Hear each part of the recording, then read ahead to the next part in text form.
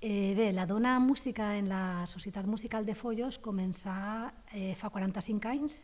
Foren les primeres 4 xiquetes que començaren els seus estudis. O sigui que d'ací 5 anys tindrem que fer un altre aniversari, el 50 aniversari del començament de les xiquetes als estudis musicals en Foios. En aquests moments el paper de la dona és tan important o quasi més que el dels homes. Encara això no ha arribat al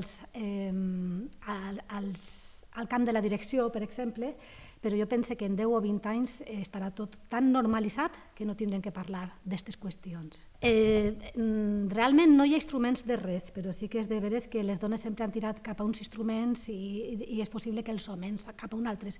Però això està ja molt desfigurat perquè ja hi ha moltes dones contrabaixistes, percussionistes, trombonistes, no potser en tanta proporció com els homes, però sí ja tocant tots tipus d'instruments.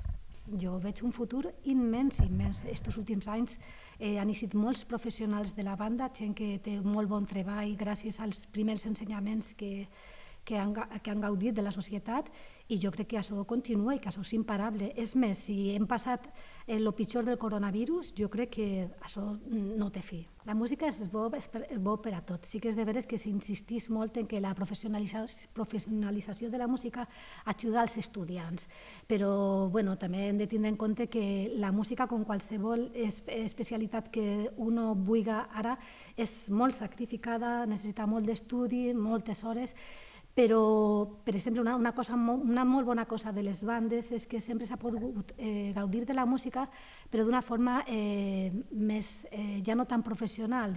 Músics valencians, músics hi ha per tot el món, però això és una cosa que ja és vella. Durant molts anys s'ha estat professionalitzant molt la música perquè les bandes han passat de ser alguna cosa, ja ho he dit, de ser amateurs a ser professionals, i gràcies a això ara hi ha molts professionals per tot el món, però ja no per tot el món, en tota la comunitat, professionals que ja no estan sols en conservatoris, sinó en orquestres, en instituts, en col·legis, gent que ha començat els seus estudis ací al Musical de Foios.